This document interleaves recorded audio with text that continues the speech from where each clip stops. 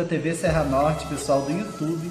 Estamos de volta com mais um Mundo do Vôlei aí, repleto de material para falar para vocês sobre o voleibol nacional. A gente tem várias notícias dessa semana e a gente já começa falando do Minas Tênis Clube, que anunciou 2 novos parceiros para a sua equipe feminina.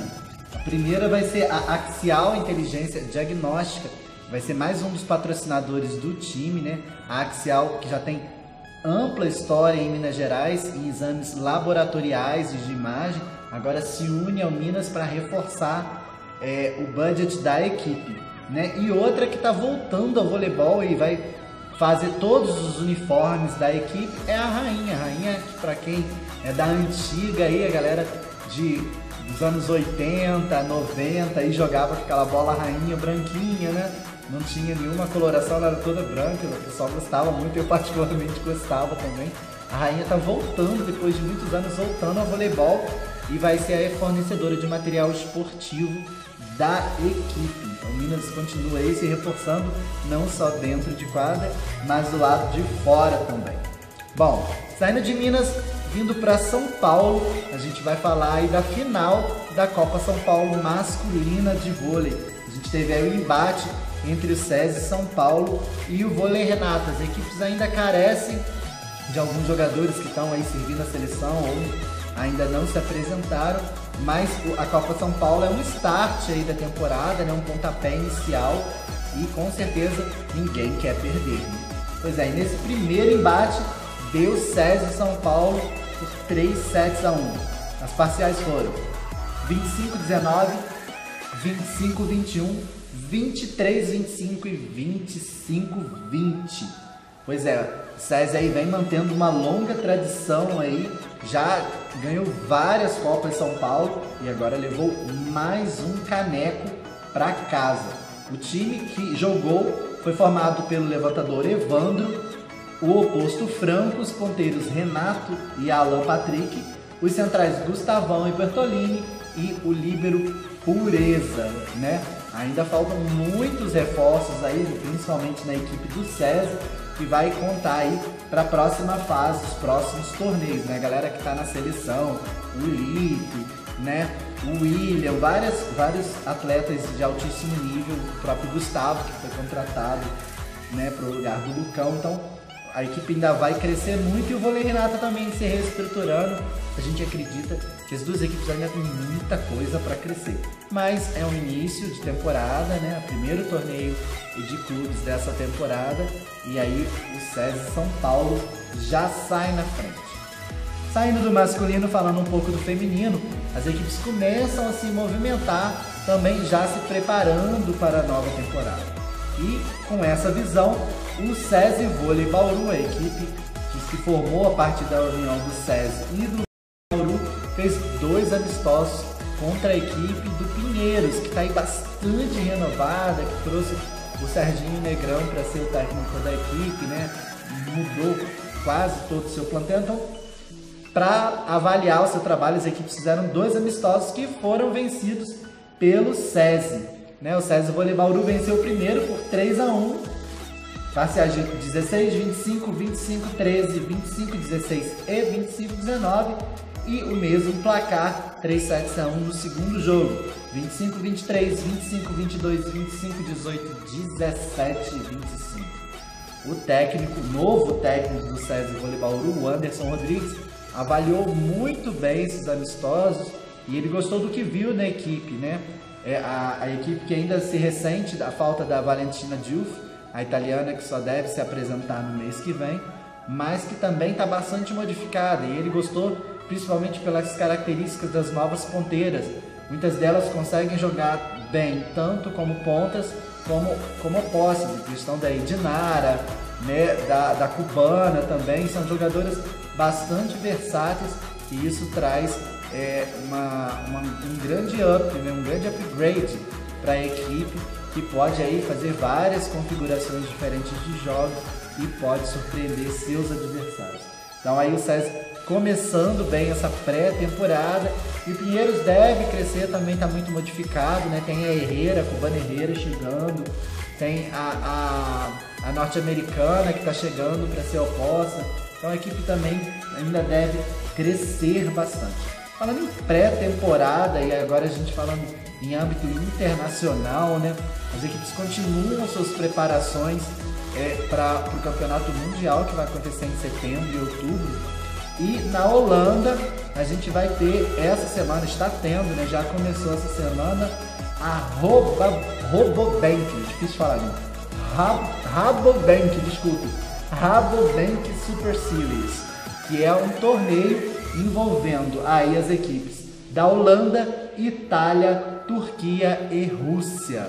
Essas 4 equipes aí estão fazendo esse torneio lá na Holanda como forma de se prepararem para o campeonato mundial que vem por aí. O Brasil, como a gente já falou em outras edições do programa, também tem intensificado seus treinos. O Brasil aí que vai ter a volta da Dani Lins, da Thaísa, né? Então o Brasil está tentando aí entrosar a equipe. A Garay, que a gente falou na semana passada, esse grande reforço da seleção feminina. O Brasil vai disputar também um torneio aí nas vésperas do campeonato mundial, que é a Montreux Volley Masters, já tradicional. O Brasil é o atual campeão. Então as equipes estão se mexendo aí, porque todas querem chegar 100% no próximo campeonato. Falando em 100%, a gente vai falar agora no Personalidades do Vôlei de um craque 100% genial que infelizmente está deixando o esporte. Então fica ligadinho aí, porque agora tem Personalidade do Vôlei.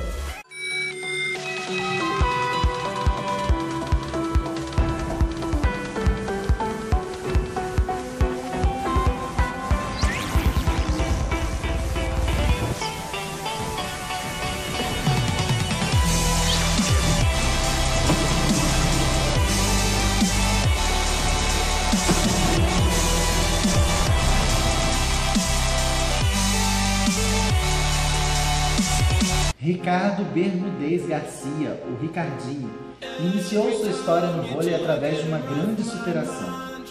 Após retirar um tumor benigno na perna esquerda aos 7 anos de idade, Ricardinho foi orientado pelo médico a praticar esportes para melhorar sua recuperação. Seu irmão, que jogava no Banespa, o levou para participar dos treinamentos do time e dali ele nunca mais saiu. Sua trajetória na seleção iniciou-se em 1997, quando foi convocado pela primeira vez. Foi reserva de Marcelinho na equipe que conquistou o campeonato mundial daquele ano. A seleção brasileira de vôlei, treinada por Bernardinho, foi apontada como uma das melhores da história do voleibol mundial. A equipe conseguiu esse reconhecimento com as jogadas geniais de Ricardinho, que abusava da variação de jogadas e de sua velocidade. O treinador apontou o jogador como um dos principais responsáveis pela conquista da medalha de ouro em Atenas 2004. O ex-levantador da seleção brasileira, William, apontou o Ricardinho como um dos responsáveis pelas conquistas do voleibol brasileiro. Há 2 dias da estreia da seleção brasileira nos Jogos Pan-Americanos do Rio em 2007, Ricardinho foi cortado do elenco. Bruninho, filho de Bernardinho, foi escalado para a vaga do ex-capitão e Marcelinho tornou-se o levantador titular. A seleção conquistou invicta a medalha de ouro e a equipe fez uma homenagem a Ricardinho no pódio. À época, Bernardinho disse, abre aspas, quando você tem que dar uma bronca ou punir o seu filho, você vai contar para os outros o que o seu filho fez? Então não tenho porquê de externar isso, fecha aspas. Por conta disso, durante 10 anos, muito foi se especulado a respeito do porquê Ricardinho havia sido cortado.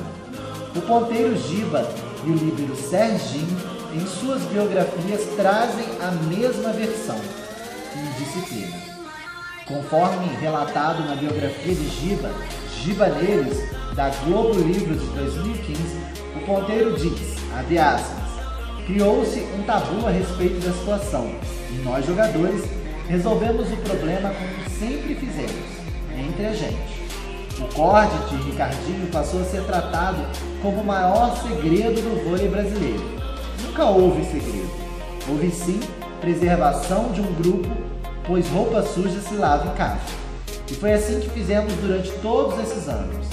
Éramos, de fato, uma família, na qual todos brigavam por todos, até chegar o momento em que um companheiro não brigou pelos outros. Em sua biografia, Levantando a Vida, Ricardinho confirma o que foi dito por eles. Sentindo-se traído pelos demais atletas, Ricardinho cortou relações com eles e passou a distribuir declarações polêmicas. Em outubro de 2007, Bernardinho fez a primeira tentativa de reaproximação com Ricardinho, relacionando o nome dele entre os pré-convocados para a Copa do Mundo, mas com condições: que se fizesse uma retratação com o grupo e seguisse as regras e rotinas planejadas. O jogador ignorou a tentativa. Em 2010, uma nova investida com Ricardinho sendo inscrito entre os 22 atletas da Liga Mundial aconteceu. Na ocasião, o pedido foi melhor recebido, mas o levantador preferiu ficar de fora do torneio, pois queria resolver questões particulares.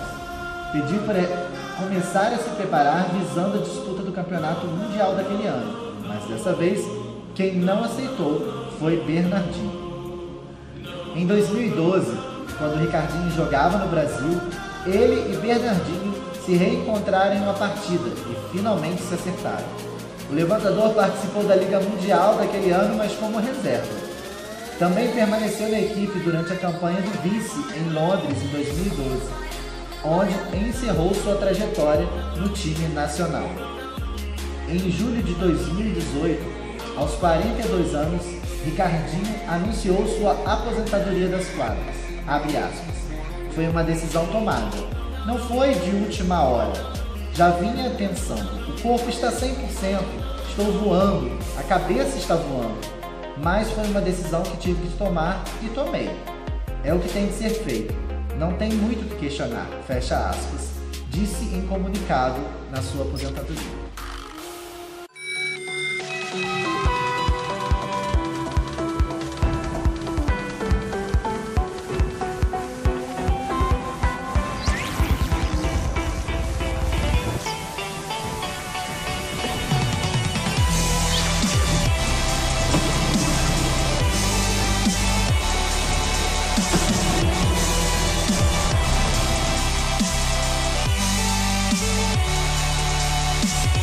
Bom, gente, depois a gente fala dessa lenda do voleibol brasileiro e mundial. Olha, poucas vezes eu vi um levantador fazer o que o Ricardinho fazia. O cara é completamente genial, assim, completamente supra-sumo mesmo. O cara é excepcional. E a gente fica muito triste que a história dele na seleção tenha terminado da maneira como terminou. E triste também por ele estar largando o esporte, mas essa hora chega para todo mundo, né? E ele deixou aí um legado muito bonito, uma história muito bacana e foi um levantador excepcional, né? Depois da história desse incrível atleta, a gente vai para o mercado do vôlei. Bom, e o mercado do vôlei hoje, a notícia é extremamente especial para a galera de Osasco. Pois é, Osasco acaba de fechar com a ponteira Paula Pequeno. A Paula, depois de muitos anos, está de volta à sua casa, de volta a Osasco, onde ela começou profissionalmente e promete aí talvez fazer a sua temporada de despedida do voleibol também, né? A Paula, que já foi MVP olímpica, né? Uma das maiores atletas que o voleibol brasileiro já viu jogar, está voltando para Osasco para a alegria dos torcedores. Ela teve aí uma temporada muito complicada em Bauru, né? Sofreu com várias lesões. E isso também deixa o torcedor um pouco receoso, porque a gente não sabe em que condições físicas a Paula vai estar nessa temporada, mas o talento da ponteira é inegável, né? Uma ponteiraça, e a gente espera que ela consiga recuperar pelo menos uma parte da sua grande forma física para poder trazer ainda mais alegrias para os torcedores de Osasco. Seja bem-vinda de volta, Paula, que você possa dar muitas alegrias para essa galera de Osasco aí. Bom, gente, a gente vai ficando por aqui. Na semana que vem a gente volta e ó, o Campeonato Mundial tá chegando, né? Os campeonatos regionais aqui no Brasil começando. A tendência é a gente ter cada vez mais novidades para vocês. Então fiquem ligadinhos na gente aí, tá bom? Um beijo grande e até lá!